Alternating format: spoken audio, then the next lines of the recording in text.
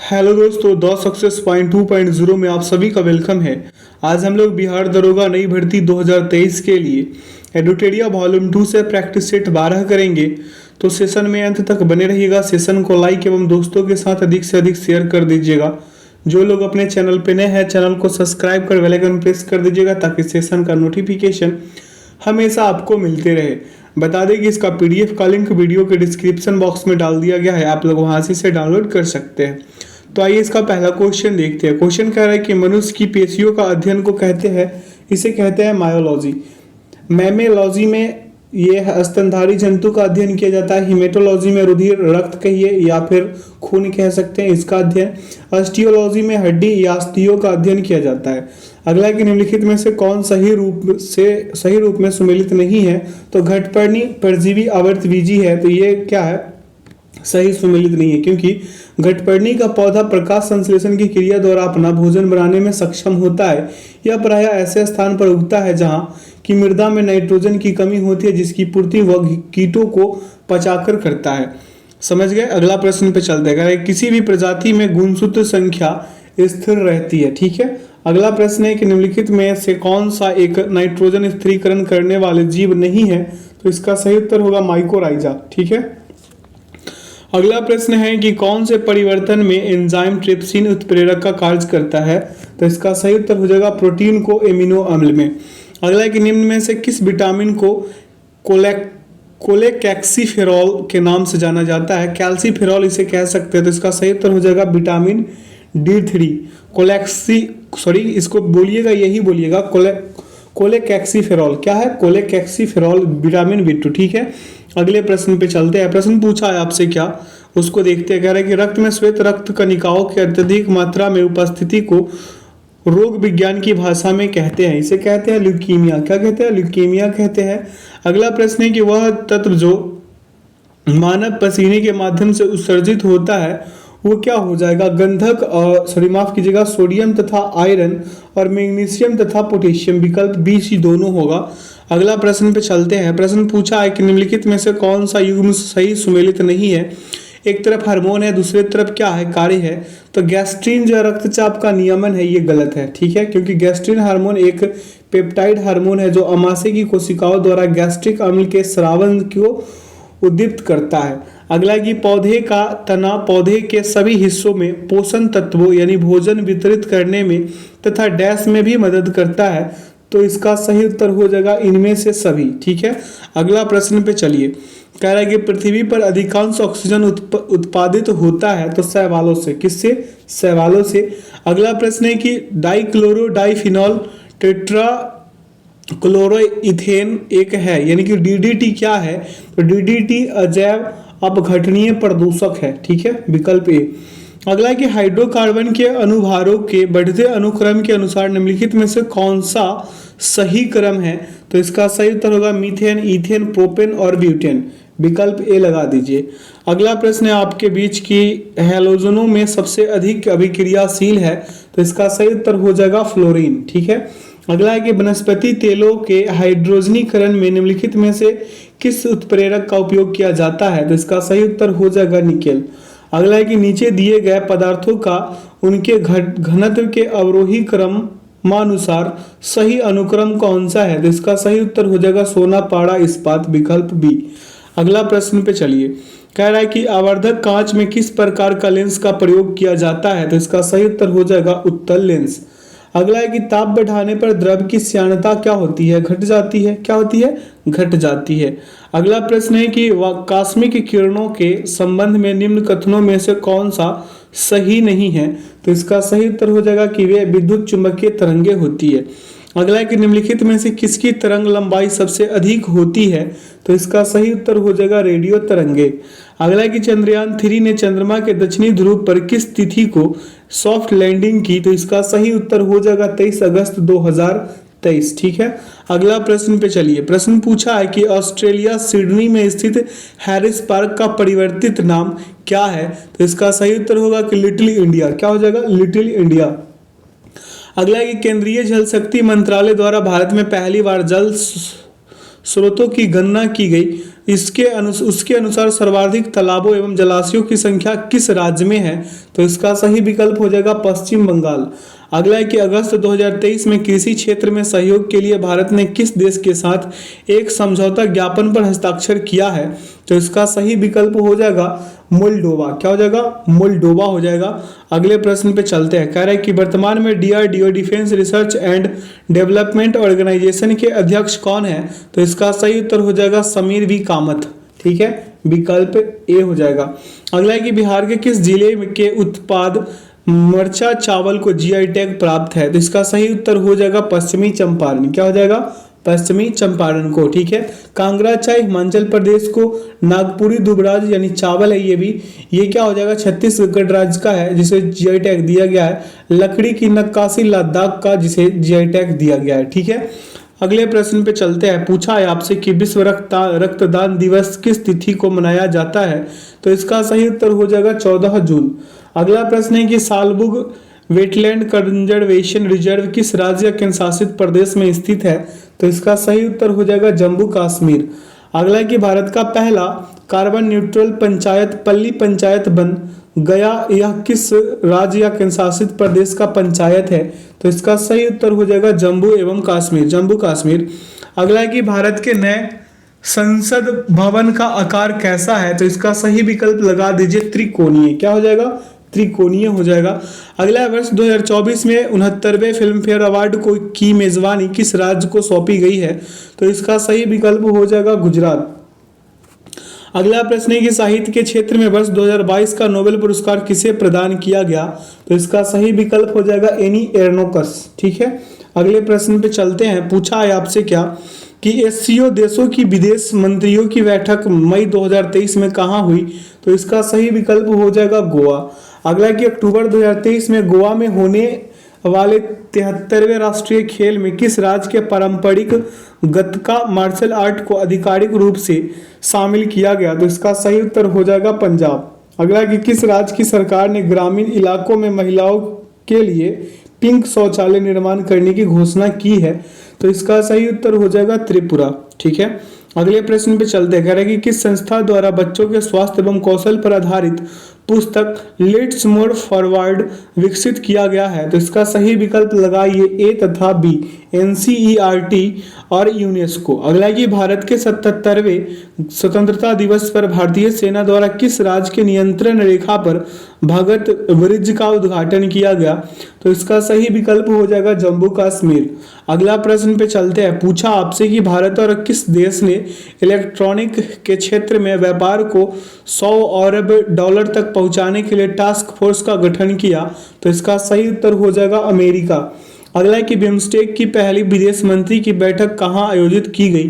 तो इसका सही विकल्प होगा थाईलैंड। क्या हो जाएगा? थाईलैंड। अगला है कि हाल ही में एक रिपोर्ट के अनुसार कौन सा राज्य इलेक्ट्रॉनिक्स निर्यात में भारत में पहले स्थान पर है? तो इसका सही उत्तर हो जाएगा तमिलनाडु। अगले प्रश्न पे चलते हैं। पूछा आपसे कि निम्नलिखित में से किस संस्था द्वारा वैश्विक दास्ता सूचकांक द ग्लोबल सिलेवरी इंडेक्स 2023 जारी किया गया है? तो इसका सही विकल्प हम लगाएंगे क्या? वॉक फ्री फाउंडेशन, विकल्प ए। अगला है कि हाल ही में वित्तीय समावेशन डैशबोर्ड आरबीआई के गवर्नर शक्तिकांत दास द्वारा लॉन्च किया गया है, इसका नाम क्या है? तो इसका नाम हो जाएगा अंतर्दृष्टि। क्या होगा? अंतर्दृष्टि, विकल्प डी लगा दीजिए। अगला प्रश्न आपसे पूछा है कि केंद्रीय बजट 2023-24 के अनुसार चालू वित्तीय वर्ष में भारत की आर्थिक विकास दर कितने प्रतिशत रहने का अनुमान लगाया गया है? तो इसका सही विकल्प लगा देंगे 7%।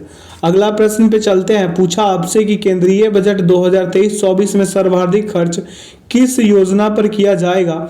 तो इसका सही विकल्प हो जाएगा प्रधानमंत्री आवास योजना। अगला प्रश्न आपके समक्ष है कि आर्थिक समीक्षा 2022-23 के अनुसार विश्व व्यापार के सेवा निर्यात में भारत का स्थान कैवा है, ये पूछ लिया है। तो इसका सही उत्तर हो जाएगा 7वां। क्या? 7वां।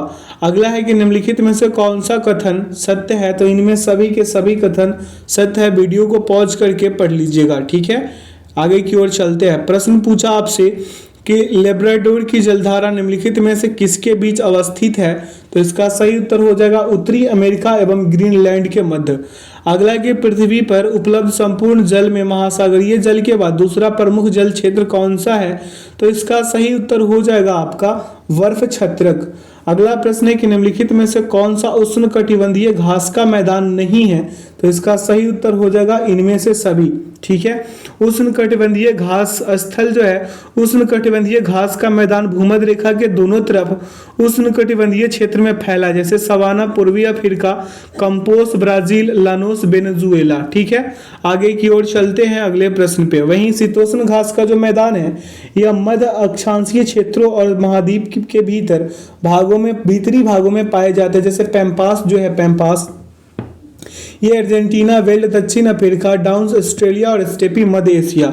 ठीक है, अगला प्रश्न पे चलते हैं। करेंगे कुचिकल जलप्रपात जो भारत में सबसे ऊंचा जलप्रपात है यह किस नदी पर स्थित है? तो इसका सही उत्तर हो जाएगा वराही। अगला प्रश्न है आपके बीच की हिंदुस्तान स्टील लिमिटेड राउरकेला की स्थापना निम्नलिखित में से किस देश की सहायता से की गई? तो इसका सही उत्तर हो जाएगा जर्मनी। अगला प्रश्न पे चलते हैं। करेंगे गंगा नदी का नाम गंगा निम्नलिखित में से किस नदी के संगम के बाद पड़ती है? तो इसका सही विकल्प हो जाएगा अलकनंदा और भगीरथी। ठीक है, विकल्प सी। अगर गंगा नदी तंत्र पढ़े होंगे तो इसे करना बिल्कुल आसान है। अगला है कि सुनहरी क्रांति निम्नलिखित में से किससे संबंधित है? तो इसका सही उत्तर हो जाएगा फल उत्पादन से। अगर स्वर्ण क्रांति पूछ ले तो बागवानी, काली क्रांति पूछ ले तो कच्चा तेल उत्पादन और बादामी क्रांति पूछ ले तो मसाला उत्पादन। इसे भी ध्यान में रखिएगा। अगला है कि भारत का सबसे गहरा बंदरगाह कौन सा है? तो इसका सही उत्तर हो जाएगा विशाखापत्तनम। ठीक है, अगर ज्वारीय पूछ ले तो कांदला और मुंबई जो बंदरगाह है देश का सबसे बड़ा बंदरगाह है। ठीक है, अगला प्रश्न पे चलते हैं। पूछा है कि 2011 की जनगणना अनुसार सर्वाधिक अनुसूचित जाति जनसंख्या प्रतिशत वाला राज्य है, तो ये राज्य है पंजाब। आपका क्या है? पंजाब। अगला है कि निम्नलिखित में से कौन भारत के प्रधानमंत्री बनने से पूर्व किसी राज्य के मुख्यमंत्री नहीं रहे? तो इसका सही विकल्प हो जाएगा चंद्रशेखर। ठीक है, चंद्रशेखर प्रधानमंत्री बनने से पूर्व किसी भी राज्य के मुख्यमंत्री के रूप में कार्य नहीं किए थे, जबकि चौधरी चरण सिंह, मोरारजी देसाई, एच.डी. देवगौड़ा आदि ने प्रधानमंत्री बनने से पूर्व मुख्यमंत्री के रूप में कार्य किए थे। अगला प्रश्न पे चलते हैं। पूछा आपसे कि जब कोई विधेयक संसद में प्रस्तुत किया जाता है तो किस प्रक्रिया के बाद वह अधिनियम बन जाता है? तो इसका सही विकल्प हो जाएगा कि जब राष्ट्रपति अपनी सहमति दे देते हैं। यहाँ देता लिखा है, कोई नहीं।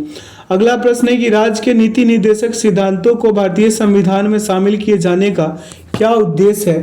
तो इसका सही उत्तर होगा सामाजिक प्रजातंत्र को स्थापित करना और दूसरा आर्थिक प्रजातंत्र को स्थापित करना। ए और बी दोनों के दोनों हो जाएंगे। अगले प्रश्न पर चलते हैं। क्या पूछा प्रश्न आपसे ध्यान देते हैं। करें कि मौलिक अधिकारों का संरक्षण कौन है? तो सर्वोच्च न्यायालय हो जाएगा। अगला है कि प्रशासनिक अधिकार का उल्लेख संविधान के किस अनुच्छेद में किया गया है? तो इसका सही उत्तर हो जाएगा अनुच्छेद 323 का ए। ठीक है, अगले प्रश्न से चलने से पहले बता दें कि नियंत्रक एवं महालेखा परीक्षक अनुच्छेद 148, वित्त आयोग 280, संघ लोक सेवा आयोग 315 और सर्वोच्च न्यायालय क्षेत्राधिकार अनुच्छेद 131। ठीक है, अगला प्रश्न है आपके समक्ष कि 6 वर्ष की आयु से 14 वर्ष की आयु के बीच के सभी बच्चों शिशुओं को शिक्षा का अधिकार है, तो ये मूल अधिकार के अंतर्गत आता है। अगला प्रश्न पे चले। कह रहे कि निम्न में कौन लाभ के पद का निर्णय करता है? तो इसका सही उत्तर होगा संघीय संसद। अगला प्रश्न है कि कास्टिंग वोट का प्रयोग कब किया जाता है? कास्टिंग वोट का जब प्रयोग किया जाता है कब? जब वोट बराबर यानी टाई हो तब। ठीक है, अगले प्रश्न पे चलने से पहले इसमें भी बता दें कि भारतीय संविधान के अनुच्छेद 100 के 1 के तहत लोकसभा स्पीकर को कास्टिंग वोट यानी कि निर्णायक मत देने का अधिकार है। इसका प्रयोग तब किया जाता है जब सत्ता पक्ष एवं विपक्ष दोनों के वोट बराबर हो। अगला प्रश्न पे चलते हैं। कह रहे हैं कि आर्थिक बजट संसद में प्रस्तुत किया जाता है, तो इसका सही उत्तर होगा आगामी वर्ष के बजट के प्रस्तुतिकरण के पूर्व। ठीक है, अगला है कि निम्न में से किस राज्य का गठन वर्ष 1987 में नहीं किया गया था? तो इसका सही उत्तर हो जाएगा त्रिपुरा। ठीक है, मेघालय 1972, मणिपुर 1972, त्रिपुरा 1972। इसे याद रखिएगा। मेमित्री कर लीजिएगा, 1972 लिख लीजिएगा। ठीक है, जैसे मे से मेघालय हो जाएगा, म से मणिपुर और त्रि से त्रिपुरा। मेमित्री कर लीजिएगा 1972। सिक्किम, मिजोरम और अरुणाचल प्रदेश देखिए यहाँ पे सिक्किम का 1975, मिजोरम का 1987, अरुणाचल प्रदेश का 1987 और गोवा का 1987। मियोगो कर दे दीजिएगा, मी अगो मी अगो कीजिएगा तो हो जाएगा 1987, और एक सिक्किम का अलग रह जाएगा यानी कि 1975। ठीक है, आगे की ओर चलते हैं, अगले प्रश्न पे ध्यान दे लेते हैं। कह रहा है कि भारतीय पुरातत्व सर्वेक्षण विभाग की स्थापना किसके समय हुआ था? तो इसका सही उत्तर हो जाएगा लॉर्ड कर्जन। अगला कि निम्नलिखित वर्गों में किसने 1887 के विद्रोह में भाग नहीं लिया था? तो इसका सही उत्तर हो जाएगा आपके बीच जमींदार और साहूकार, ए और बी दोनों। अगला कि निम्न में से किसने 1826 में जूरी अधिनियम का विरोध किया था? तो इसका सही विकल्प हो जाएगा राजा राम मोहन राय। अगला प्रश्न पे चलिए, पूछा आपसे कि हिंदुस्तान रिपब्लिकन एसोसिएशन की स्थापना किस वर्ष की गई थी? तो इसका सही उत्तर होगा 1924। अगला प्रश्न है आपके समक्ष कि स्वदेशी आंदोलन के प्रारंभ का तत्कालिक कारण क्या था? तो इसका सही विकल्प हो जाएगा लॉर्ड कर्जन द्वारा बंगाल विभाजन की घोषणा। अगला प्रश्न है कि गांधी जी द्वारा सेवा धर्म कहाँ अपनाया गया था? तो इसका सही विकल्प हो जाएगा दक्षिण अफ्रीका। अगला प्रश्न पे चलिए, पूछा आपसे कि शैक्षणिक कीति में यानी कि फिल्ट्रेशन थ्योरी के प्रतिपादक कौन है? तो इसका सही विकल्प लगा दीजिए मैकाले। क्या हो जाएगा? मैकाले। अगला कि निम्न में से किसने आदि वराह की उपाधि धारण की थी? तो आदि वराह की उपाधि मिहिर भोज ने करी थी। अगला प्रश्न है कि सौंदर्यानंद पुस्तक के लेखक कौन है? तो अश्व घोष है। कौन है? अश्व घोष। अगर नागनंद का पूछ ले तो हर्षवर्धन, कर्पूर मंजरी का राजशेखर, सौंदर्यानंद का अश्व घोष, मृक्षकटिकम का शूद्रक और मालविकाग्नि मित्र का कालिदास हो जाएगा। ठीक है, अगले प्रश्न पे चलते हैं। पूछा आपसे कि तंजौर स्थित बृहदेश्वर मंदिर का निर्माण किसके समय हुआ था? तो इसका सही उत्तर होगा राजराज प्रथम।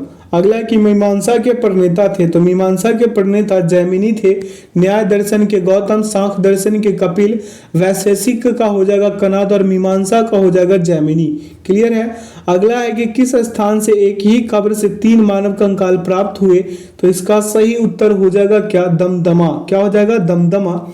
मध्य गंगा घाटी के प्रतापगढ़ जिले में स्थित दमदमा से एक ही कब्र से 3 मानव कंकाल का अवशेष प्राप्त हुआ।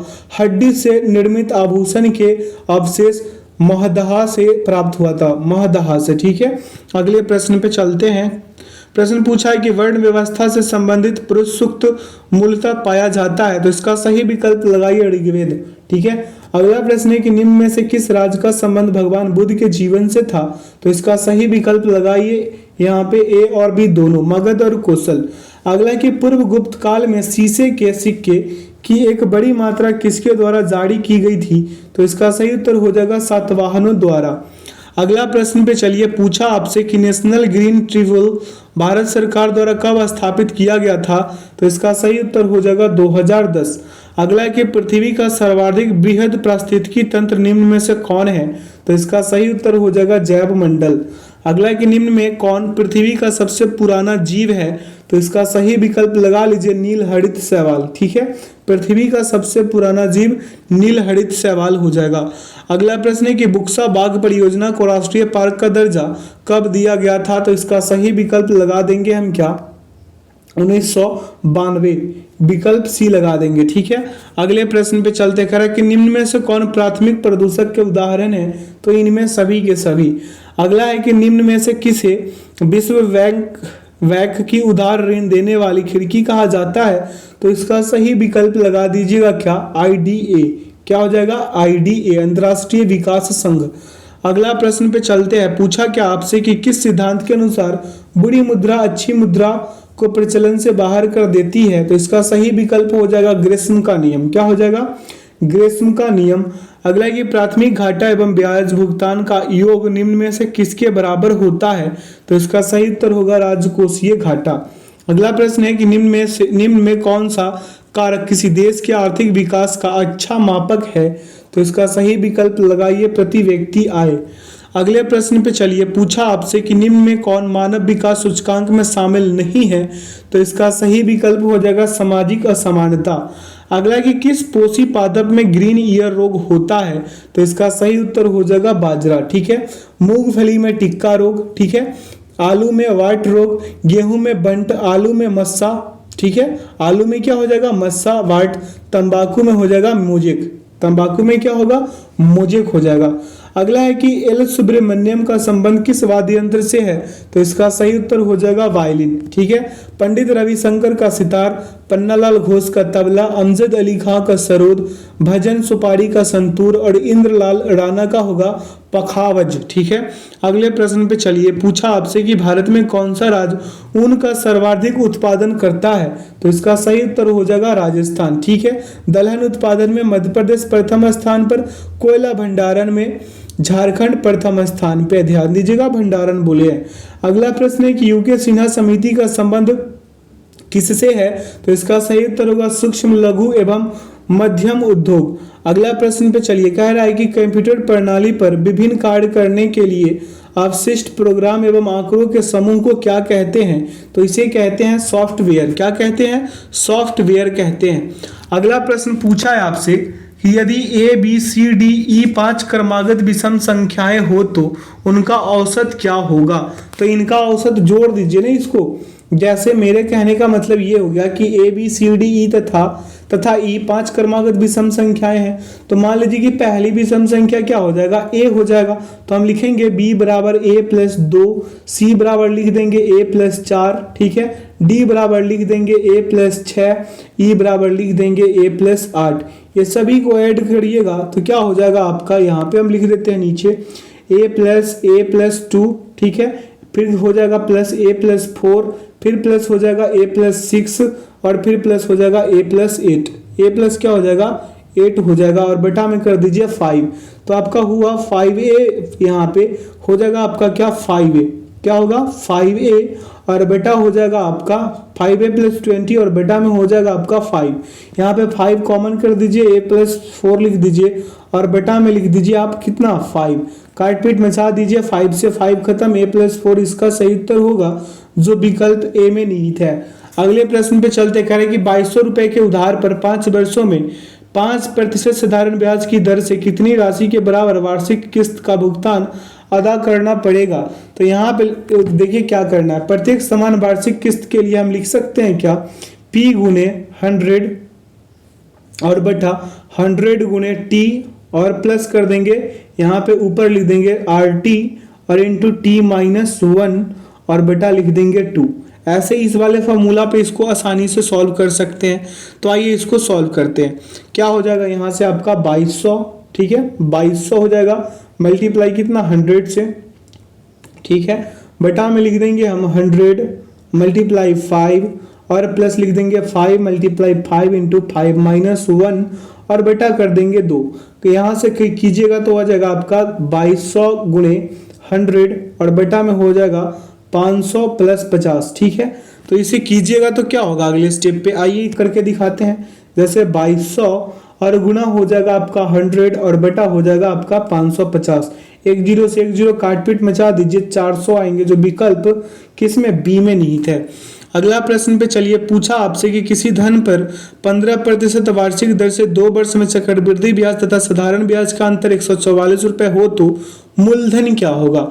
तो 2 वर्ष के चक्रवृद्धि ब्याज तथा साधारण ब्याज का अंतर बराबर लिखिएगा r बेटा 100 का होल स्क्वायर गुणे क्या हो जाएगा p, यानी मूलधन कर दें। यहाँ से लिखिएगा 144 बराबर क्या हो जाएगा 15 बटा 100 का क्या हो जाएगा स्क्वायर गुणे क्या होगा p मूलधन। अब यहाँ पे मूलधन बराबर आप निकाल सकते हैं, p बराबर हम निकालेंगे तो होगा 144 गुणे 20 और बटा में हो जाएगा आपका 3 गुणे 3, ठीक है। यहाँ से काट पीट मचा दीजिएगा तो क्या हो जाएगा आपका 16 गुणे 20 हो जाएगा, क्या हो जाएगा 20, काट पीट सॉरी गुना करा दीजिए, 6400 उत्तर आ जाएंगे। अगले प्रश्न पे चलते हैं। पूछा आपसे कि ए की कार्य क्षमता बी की कार्य क्षमता की दुगनी हो तथा वह किसी कार्य को 20 से 2 घंटे कम समय में पूरा करता हो तो दोनों मिलकर उस कार्य को कितने घंटे में पूरा करेगा। आप क्या कर लीजिए, A/B पे इसको फिट कीजिए, 2/1 कर लीजिए, तो इधर क्या हो जाएगा 1/2, इसमें 2 से गुना करा दीजिए तो 2, यहाँ पे 2 दूना 4। तो A प्लस B को कार्य करने में लगा कुल समय बराबर निकालेंगे 2 गुने 4 बटा 2 प्लस 4, यानी AB बटा ए प्लस बी कर लेंगे, यही वाला। तो 4 दूना 8 बटा 6 हो जाएगा, काट पीट में जा दीजिए, 1.1/3 आ जाएंगे, जो विकल्प सी में निहित है। इस सेशन का आखिरी प्रश्न पे चलिए। कह रहा है कि 10 मीटर लंबाई, 6 मीटर चौड़ाई तथा 4 मीटर ऊंचाई वाले एक हॉल में रखी जा सकने वाली सबसे लंबी छड़ी की लंबाई ज्ञात कर लीजिए। छड़ की लंबाई पूछा है, तो आप क्या कीजिएगा, √10, इसका क्या कीजिएगा स्क्वायर, फिर क्या कीजिएगा 6 का स्क्वायर प्लस 4 का स्क्वायर। ये क्या हो जाएगा, 10 का 100, 6 का होगा 36 और 4 का होगा 16। यहाँ पे कीजिएगा तो आ जाएगा 152। अब बाहर निकालिए 2√38 हो जाएगा। 2√38 कहाँ पे है, विकल्प ए में है, तो विकल्प ए इसका सही उत्तर हो जाएगा। तो आशा करते हैं आज के सेशन से आप लोगों को काफी कुछ सीखने को मिला होगा। तो जो लोग अपने चैनल पे नए हैं, चैनल को सब्सक्राइब कर बेल आइकन प्रेस कर ले ताकि सेशन का नोटिफिकेशन हमेशा आपको मिलते रहे।